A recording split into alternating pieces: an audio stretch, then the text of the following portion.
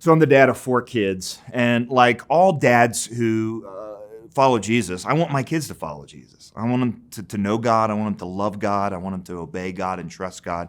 And that would be hard enough if I were just trying to help them know God in a vacuum, right? As if there were no other forces. Because, I mean, you know this.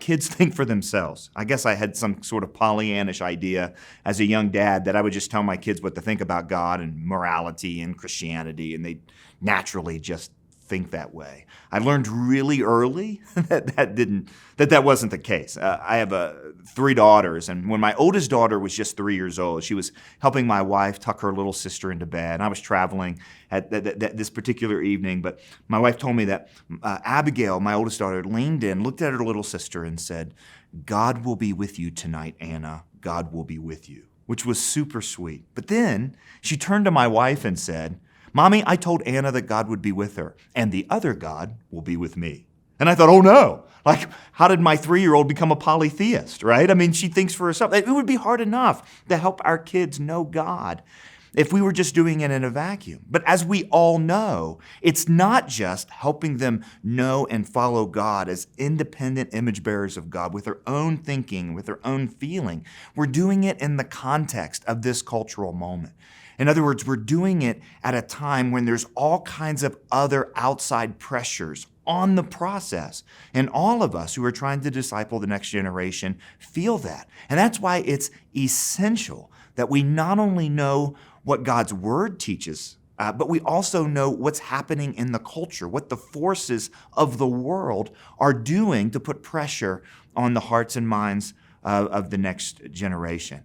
I was flipping pancakes one morning for my kids, and talking about the kind of the power that culture has. I was flipping pancakes one morning with my kids, and my wife put on a praise CD, and the song was 10,000 Reasons. You know that song, "Bless the Lord, oh my soul." And out of nowhere, my middle daughter, who's one of those kids, by the way, who thinks out loud, she just pipes up out of nowhere, "Hey, Daddy, is that Justin Bieber?" I was like, "What? Where have you heard Justin Bieber's name? We've never had a Justin Bieber song play in our home." So we spanked her. I'm just kidding. We didn't do that. But you understand. I mean, it's just this power of culture is everywhere. If you ask my co-author, Brett Kunkel, why he wanted to write a practical guide to culture, he'll tell you he had 5 reasons. If you ask me, I'll tell you he had 4 reasons. His 5 reasons are his 5 kids. My 4 reasons are my 4 kids. We have to know what's happening in the world. And I don't think I'm the only one who essentially, over the last 5-10 years, kind of feels completely discombobulated at how quickly culture has changed, how quickly things went from being unthinkable to unquestionable. It's amazing the power that our culture has on this whole discipleship process. Now, let me talk a little bit about what I mean by culture. We could take a long time to define what culture is and where culture comes from and why there is such a thing as culture, and that's all in the book. But let me just kind of give a quick, easy illustration. There's an old Chinese proverb that says, if you want to know what water is, don't ask the fish. Now, why wouldn't you ask the fish? I asked a group of students this several years ago, and they're like, I don't know, because fish can't talk. No, it's not because fish can't talk. It's because fish don't know they're wet. Fish don't know anything other than water. And what water is to fish, culture is to us as humans. We're not living in a vacuum. We're swimming in a sea of ideas and inventions and social norms and cultural institutions and movies and songs and memes and television shows. And it becomes this kind of world that we live in. That's why when we leave one culture and go to another culture, I took my middle daughter to the Dominican Republic a couple years ago, and as soon as we were there for just a few minutes, she looked around, she's like, Daddy, it's like a different world. And that's really the power of culture. It creates the worlds in which we live. In our book, we talk about kind of 2 aspects of culture. And going back to kind of the culture as water kind of analogy. The first is the cultural waves. If you've ever been at the beach, you got hit by a rogue wave, you know it, you felt it. And there's a lot of waves in our culture right now that we know, that we sense, and that we feel. For example, the LGBT issues. For example, the explosion of racial tension over the last 5 years. For example, what some folks are calling the deaths from despair, the drug overdose overdoses, the high rates of suicide, the rising rates of suicide among teenagers. We could talk about even kind of affluence and consumerism. These are things that we actually feel. And we actually deal with many of those cultural waves that are prevalent in our culture today in the book. We go through them really specifically. But what I want to talk about today is something else. You probably have also had the experience of being at the beach and, watching your kids in the water, and you just kind of look down and, kind of are distracted. They're right there, but maybe 5 minutes later you look up and they've just drifted, 10, 20 yards down the beach. Well, what took them there? It wasn't a wave. It was a current. It was an undercurrent. And in cultures like that too, just like there are these big pounding waves that we feel that hit us from the side, what creates those waves very often are undercurrents that go unseen for a long time. And I think there have been 4 incredibly important cultural shifts, 4 incredibly important under-the-radar undercurrents that are a big part of understanding what's happening in our culture. And they've shifted over the last several decades, and a lot of times they kind of went unnoticed to one degree or another, but we're really feeling how different the world is now because of these undercurrents. Let me talk about the first undercurrent. I call it the drowning of truth in noise. Now, if you're a student of history, if you've studied history at all, you know that what we like to do, or what historians like to do, is to name periods of history. So you've probably studied the Enlightenment, or the Exploration Age, or the Western expansion. We like to identify periods of history. Well, our time period that we live in already has a name, and it's called the Information Age. Now, at some level, that's obvious, but the shift to the Information Age has been dramatic. Here's what I mean. On a daily basis, anyone getting on the internet has access to more information than all the previous centuries of the world combined. A student that you work with today will encounter more information today than a kid who lived in the 1200s would have seen during their entire lifetime.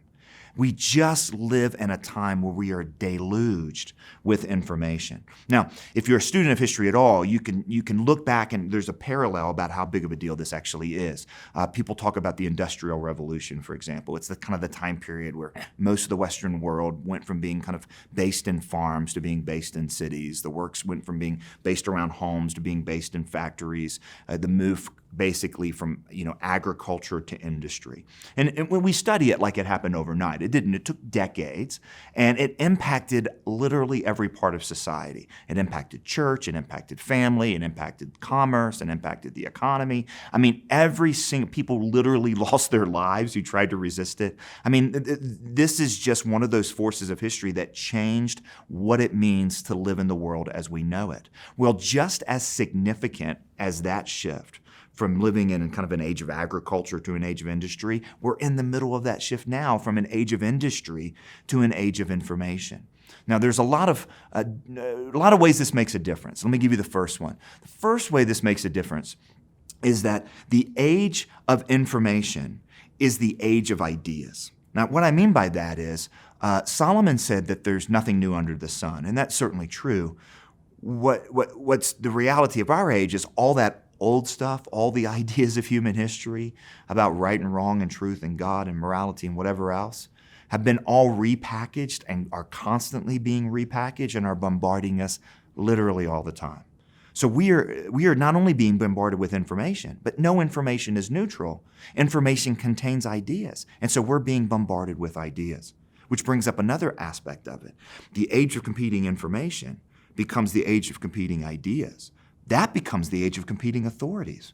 One of the great questions of this day and age, after this massive cultural shift of living in the information age, is who do I trust? Do I trust my pastor, or do I trust my parent? Do I trust my peer or my professor? Or do I just forget all of them and just Google it? And of course, if I'm going to Google it, I'm only going to see what's on the first page of search results because no one goes to the second page. Right? So we're living in this age now that the kind of the hierarchy of authority and the hierarchy of what we consider to be trustworthy sources have been flattened out. And now anybody with a blog is an authority. Anybody with a meme or a Facebook post has something to say. Every opinion counts, we say. So what happens is The age of competing information is the age of competing ideas, which is the age of competing authorities. Now, how do we help kids navigate this world? Well, let me give you one more challenge of living in the age of information before I get to the antidote. And that is this. In an age where it is normal to have access to so much information, it's very tempting for this generation to confuse access to information with wisdom. The idea of what's true and what's good and what's wise. Knowing about stuff replaces knowing how to live. So how do we help the next generation navigate that challenge? We give a lot of antidotes in the book, but the first antidote, the thing that I think is the most important antidote for this generation living in an age of information, is the antidote of discernment. When the Apostle Paul prayed for the church at Philippi, he prayed that their love would abound more and more in truth and in all discernment. Discernment is more than just knowing what's right from wrong. Discernment is knowing why something is right and why something is wrong. It's not only being able to regurgitate facts about the Bible, it's being able to think biblically about life in the world. In fact, let me give you a strategy for helping to develop discernment in the next generation. It's a strategy that was used by the two greatest educators in history, Socrates and Jesus. And they didn't have a lot in common. But what they did have in common, as they were mentoring and walking with their disciples, what they were really good at was not just giving answers, but actually they were really good at asking good questions. And I think as educators, as disciplers, as family leaders, and we can help moms and dads do this as well, we have got to help them ask good questions to this generation so that they're walking, not just passively absorbing the information that's getting thrown at them, but that they're active listeners and they're actively engaged. I'll give you the most important question I think that we can ask this next generation. It's the question, what do you mean by that? You see, in an age of information, a lot of times what we'll find is that we'll find ourselves using the same vocabulary as the culture around us, but not the same dictionary. Have you ever had a conversation like that? I was on a plane once from Colorado Springs to Atlanta, and I sat down next to this lady, and she was like, well, what do you do? And I was like, well, I work for a Christian organization. And she said, I'm an atheist. Prove me wrong. That's how our conversation started. This was a 3-hour conversation that we had about everything from Hitler to God and evolution and everything else. And right off the bat, she was like, how can you believe in God? And of course, I've been to seminary. I know the 5 classical proofs for God's existence, and the various versions of the cosmological argument. But somebody had taught me this strategy. And instead of just kind of jumping into answers, I just stopped and said, well, what do you mean by God? And she said, a grumpy old man with a beard in the sky who can't wait for you to do something wrong so he could strike you dead with a lightning bolt. And I was like, well, good heavens, lady, I don't believe in Zeus. I don't want to defend him, right? And I found myself that had I just jumped into reasons about why God exists, I would have been defending a conception of God that I didn't want to defend. Let me give you a couple words in our cultural moment that are really, really important to define. Certainly God is one of them. Because right now, the whole concept of God has been taken away from the idea that there's this independently, existent supreme being, in the universe, to God is whatever is the concept in our own minds. But that's not what we mean by God at all. Another word, the word truth. We know the kind of the mantra, what's true for you is not true for me. But truth is not whatever I feel. Truth is what corresponds to reality, that which best fits the world that we live in. The word freedom, that's a big one, right? Our culture thinks freedom is doing whatever you want. Well, doing whatever you want is the quickest way to become an addict, a slave to something. So if our definition of freedom makes us a slave, that's a terrible definition of freedom. But I'll tell you what, I think the most important word that we can define for this generation, other than God, God's always the most important thing, right? But the most important thing that we can define for this generation, I think, is the word love. We live in a culture in which almost every time our students hear the word love used, it's being used in a sentimental way or a sexualized way. If the only thing they've ever heard about love is either kind of a strong sentimental feeling or a sexual urge, then what do we think they mean when they say that they love their fiance one day, or they love their spouse, or when they sing "I love God" or "I love Jesus"?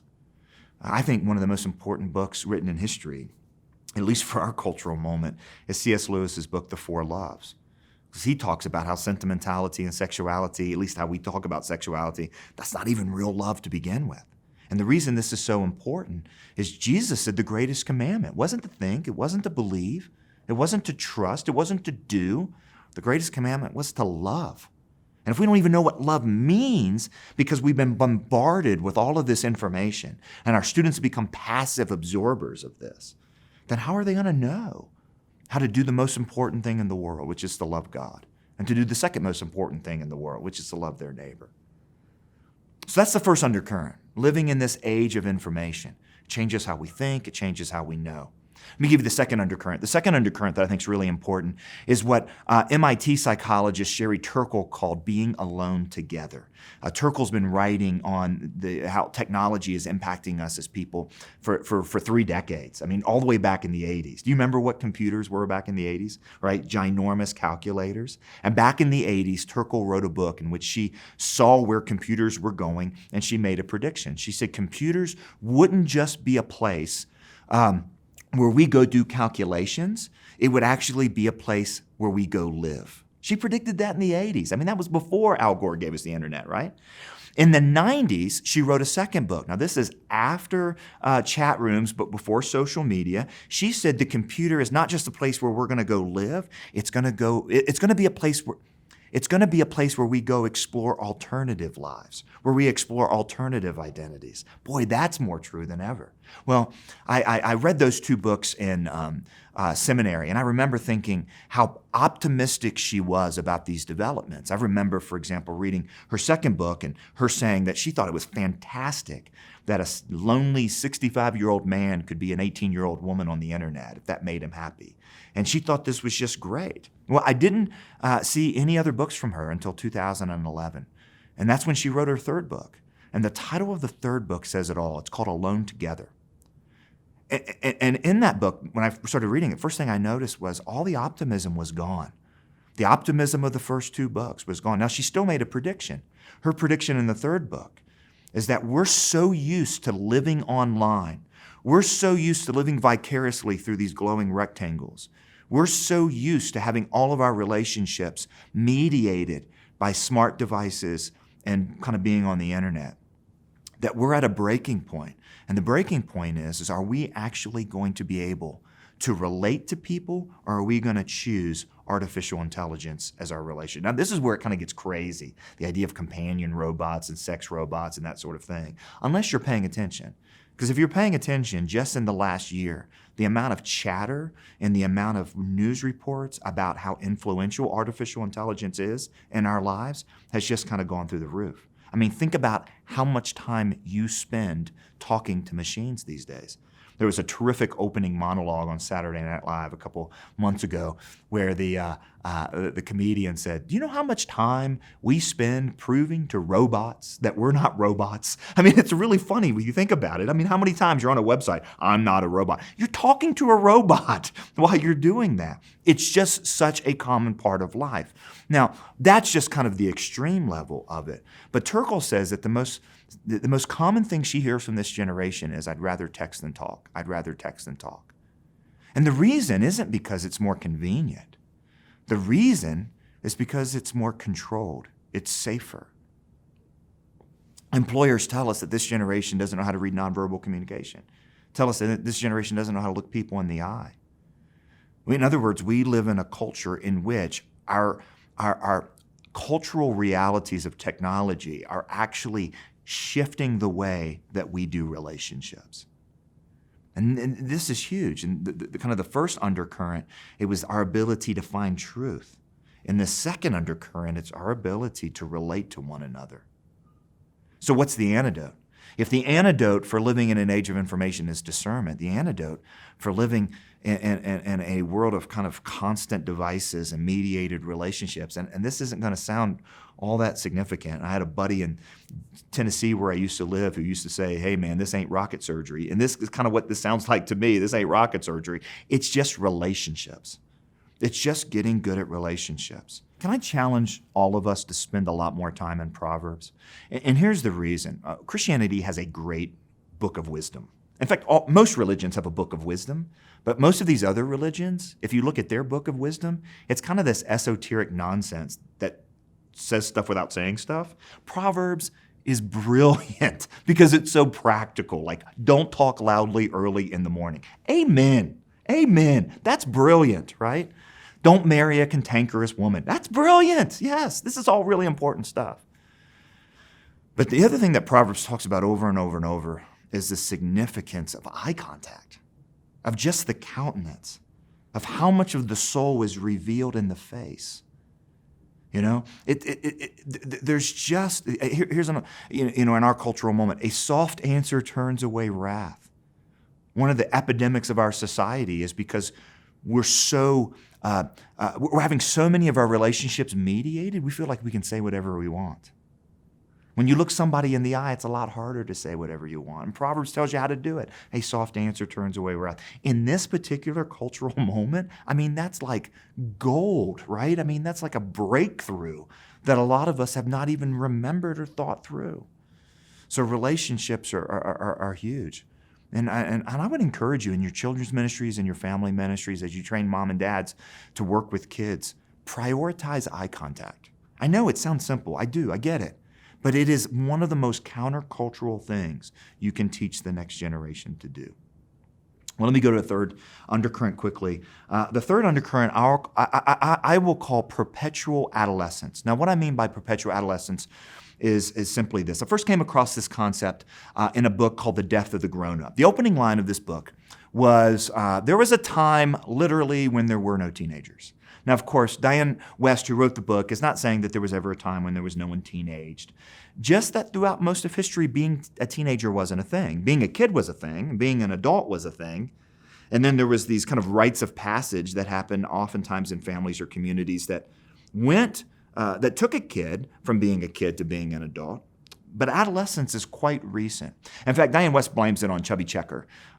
She blames it on the twist because that was the first dance that was unique to the student. Prior to that, kids would go to the adult dances and dress like the adults and dance like the adults. And so there was this idea of growing up.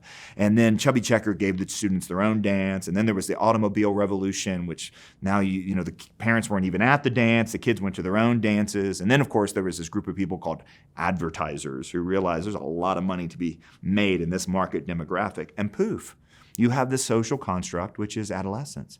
It actually isn't something you see in other parts of the world. For example, if you saw the movie Captain Phillips with Tom Hanks, talking about that pirate incident, with the Somali pirates, the captain of the Somali pirate ship was 16 years old. Now, I'm not saying we should raise a generation of pirate captains, but I am saying that's a lot different than a group of people who spend 10 hours a day on Fortnite, right? I mean, it's just a completely different world. The idea of perpetual adolescence is adolescence now has not only become a part of life and culture, it's actually become in many ways the goal of culture.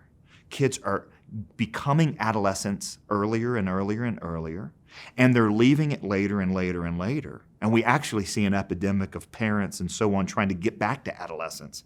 And I was growing up in the golden age of cinema, the 80s.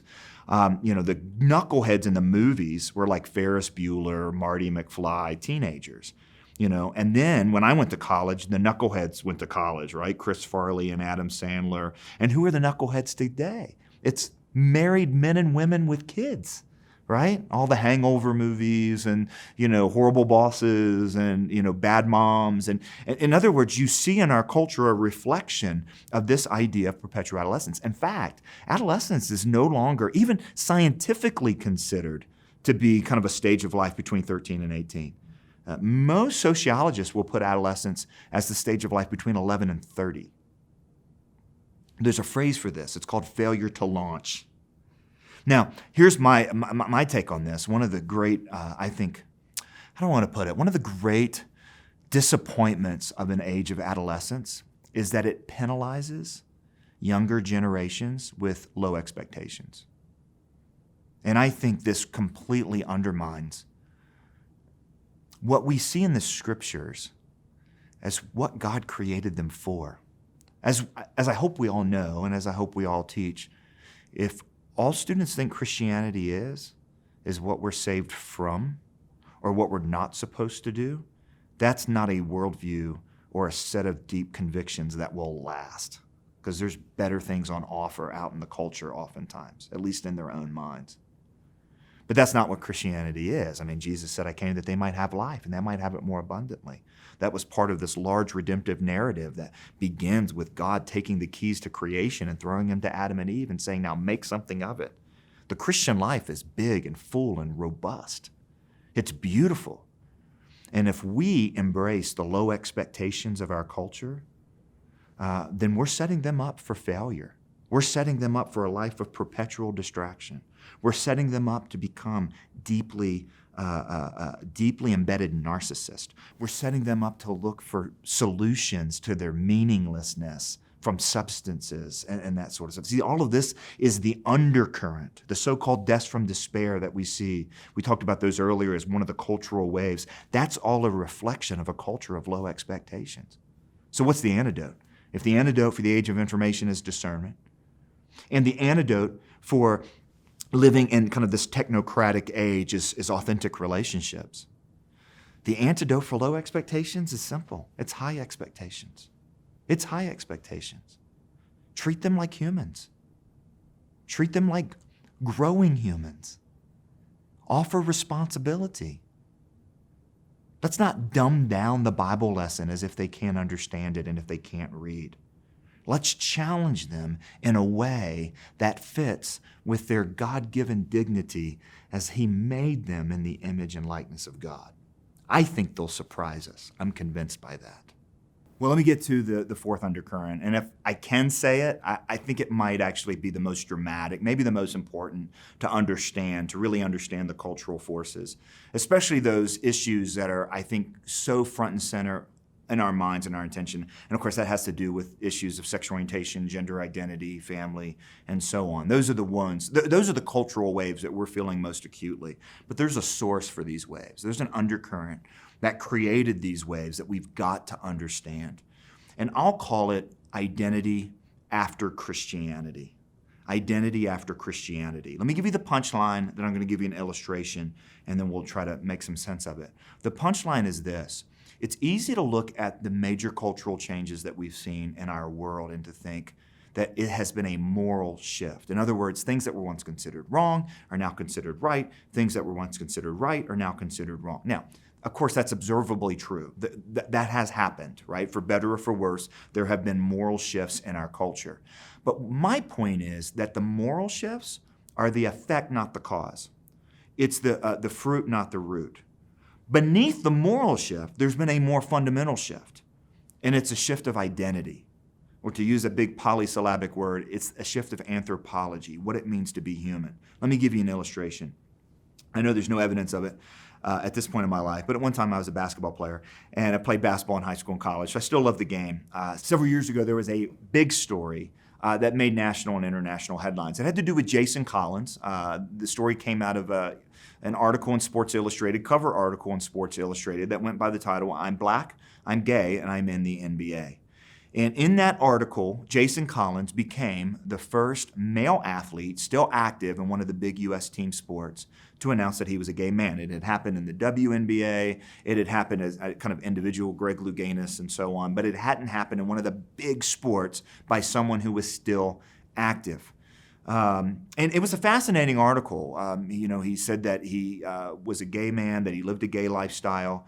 In the middle of it, interestingly enough, he also said that he was a Christian, and that as a Christian, he believed that Jesus, loved everyone and tolerated and accepted everyone, so that Jesus wouldn't have a problem with his lifestyle and so on and so on. Now, look, if you've been around locker room culture enough, you know that that probably took a good bit of courage, especially at that point in history, for him to kind of come out and say that. But it was a really revealing part of our culture that the backlash that he expected didn't happen. He got support. He got tons of support from current NBA players, from past NBA legends. Michelle Obama tweeted her support, the first lady at the time. President Obama picked up the phone and called him and congratulated him on that. And what you hear when someone makes an announcement like that, usually is something like this. Finally, he can just be himself. He no longer has to hide who he is. Now, later on that day, after that announcement came out, I was watching ESPN. Show was Outside the Lines, which is a show that deals with controversial sports issues. And the guest host there was a guy named Chris Broussard. And Chris is a great NBA analyst. He's one of my favorites. He really knows the game. He's a lot of fun. But he's also pretty well known to be a Christian. And so as he's being asked about this story, they're asking him pretty legitimate questions like, is this going to affect Jason Collins' career prospects? Does that mean other teams are going to sign him or not sign him? Are other players going to come out? I mean, these are legitimate sports-related issues, for sports nuts like me. But then the host asked him something a little bit different. He said, "Hey, Chris, you're a Christian too." And in the article, Jason not only said that he was a gay man, but he said he was a Christian. Are you okay with that, Chris? Can you be a gay Christian, Chris? Can you imagine being asked that on national television? What do you say? Well, Chris, to his credit, without a whole lot of prep, clearly taken off guard, said, well, as a Christian, I believe that God created sex between a man and a woman for marriage, and anything other than that, whether it's heterosexual, homosexual, would be a sin. Now, you can imagine how people responded to that. I mean, they called for his firing. They called for his, resignation. They called for his head on a platter. I mean, it was just violent how mad that they were. You can't say that on TV. You can't say that on TV. Of course, they accused him of hating Jason Collins, which, if you actually look at his statement, I'm pretty sure he condemned the sexual behavior of pretty much the entire NBA with that statement. But anyway, what Chris Broussard was told is, you have to keep views like that to yourself. You can't say that out loud. You have to keep views like that to yourself. They say, John, what's all this got to do with identity after Christianity and undercurrents and my students on a daily basis? That story reveals a fundamental shift. Now, I'm going to have to get a little nerdy here on you, but hang with me. Western civilization has been the dominant civilization in history for a long time. It's made up of a lot of different forces, a lot of different ideological influences, whether you're talking about the Christian influence or the secular Enlightenment influence, or you're talking about kind of the Greco-Roman, headwaters, or any of that sort of stuff. And so very diverse. But one of the commonalities of all these idea patterns is that what it means to be human has long been considered in Western civilization to be the sorts of people who ask these big questions about life in the world, and our behavior is on the side. In other words, we would ask questions like, is there a God, and is there truth, and what's right and wrong, and how do we know? Now, it's not that we agreed on these answers. We disagreed vehemently on these answers, right? The secularists would answer these questions one way and the Christians would answer them the other way. But the point is that the fundamental understanding of what it means to be human is that we're the sorts of creatures who ask these big metaphysical questions, and however we answer them determines our behavior. But let's go back to the Chris Broussard-Jason Collins incident. Because in the pages of Sports Illustrated, Jason Collins makes an announcement about his behavior. And he's told that's who he is. Chris Broussard makes a metaphysical observation about what's right and wrong and who decides, and he's told you have to keep that view to yourself. Do you see how things have changed? Do you see the exchange? That's been the most dramatic shift in our culture, is that the shifts that we've seen haven't just been on what we think is right and what we think is wrong. We've shifted in what we think it means to be a human being per se, so that the moment our kids are born into this world, until the moment they die, unless there's some other dramatic shift that takes it a different direction, our kids will hear from every different source, in a million different ways, the single common thing, that the most fundamental thing about them are their sexual urges and their internal sense of who they are. That's more important than their biology, that's more important than if they're created or not, that the single most important thing about them is their sexual inclinations and choices. That's the defining aspect, that it's not a behavior on the side, it's a fundamental thing about who they are. And that dramatically disagrees with the biblical account. Now look, I know, we're tired of this conversation. I do a daily radio commentary that gets sent out on email and everything else 5 days a week. I'm so tired of talking about sex, I can't tell you. But it is the single dominant thing that we think about in our culture. We think that educational policy, We think that something as fundamental as restrooms, all of these things have to be flipped on their head to accommodate a new way of thinking. And it is a new way of thinking on every level. There's a lot more about that in the book when you think about things like same-sex marriage. Homosexuality has been around for a long time. Same-sex marriage started yesterday, culturally speaking. These are brand new challenges, but they're fundamentally, they're not just challenges. These are huge challenges in our culture, but they're not just surface level challenges. We're talking about the ground beneath our feet has shifted, and what we think is true, what we think is real, and who we think we are. Now, I got good news. Well, two pieces of good news. The first piece of good news is that vision of what it means to be human is small. It's sad. It's shriveled up. And the second piece of good news is we've got a much better answer about what it means to be human than anything that's on the market right now. I'm telling you, the Christian vision of what it means to be human is that every single person from the moment of creation, from the moment of conception to the moment of natural death, is made in the image and likeness of God. That they are designed, that their non-physical components and their physical components have been embedded and endowed with dignity. That of all the living things on the planet, there is an authority and a blessing given to humans that animals don't share.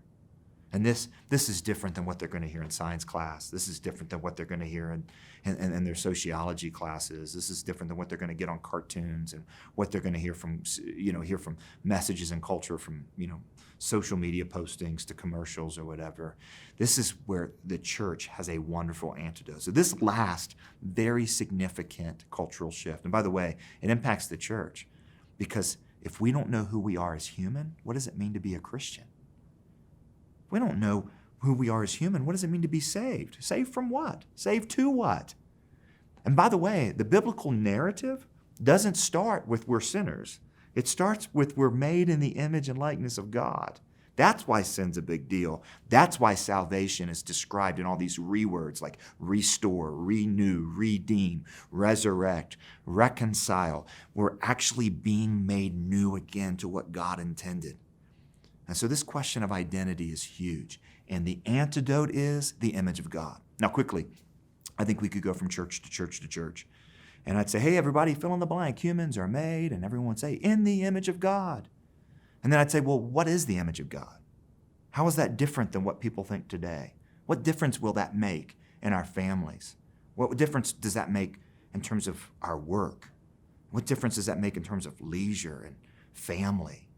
And I think you hear a lot more crickets. Well, we spend a lot of time on that understanding of the image of God in A Practical Guide to Culture because we want you to be able to not only tell kids that they're sinners, which, by the way, you still got to do that. We want you to be able to teach them who they are as made in the image of God. Because only by knowing what our identity is in creation are we really going to be able to be settled in our identity in Christ as followers of Jesus. And that's true for us as adults. It's true for our families, and it's definitely true of the next generation. I so appreciate what you guys do on a daily basis, putting your necks, your energy, your paychecks, and your lives on the line for the next generation. That's one of the other great things about Christianity. It's multi-generational. We follow Jesus to teach other generations to follow Jesus so that they'll teach other generations to follow Jesus. You see that really clearly in Paul's language. Well, that probably felt a little bit like drinking from a fire hydrant. Hopefully it wasn't too much information overload, especially since that was the first undercurrent anyway. But let me give you a couple questions that you can now take and kind of wrestle with. The first question, I think, is trying to kind of get our minds around this idea of information and technology that we all kind of have to deal with. And that is this: where do you see the opportunities of technology to impact families in the next generation, and where are the threats? I think we got to discern what are the opportunities and threats, because we're not against technology. We're not going to rid the world of technology, but how do we use it without being captivated by it? That's the question.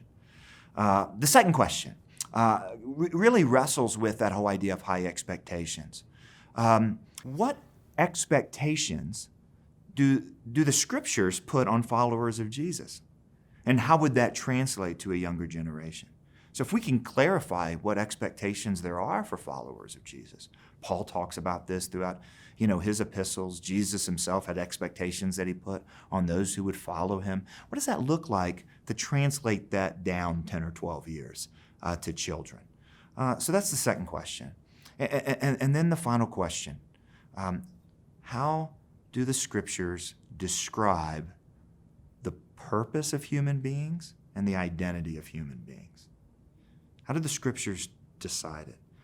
One of the catchwords that's kind of in our church culture right now is identity in Christ, identity in Christ. But I don't think we can know what identity in Christ is if we don't know what God created us for in the garden. In other words, this isn't a different identity than being human. He's fixing it. He's restoring it. He's renewing it. So what's that? Let's wrestle with that a little bit as well. Well, it's been great to be with you, digitally speaking, and I want to say thank you to all of you for all the great work that you do. I also want to say thanks to David C. Cook, who had the vision to put these gatherings together, and so we can maybe make some connections here between the resources that can help those like you that are on the front lines of mentoring families and discipling the next generation.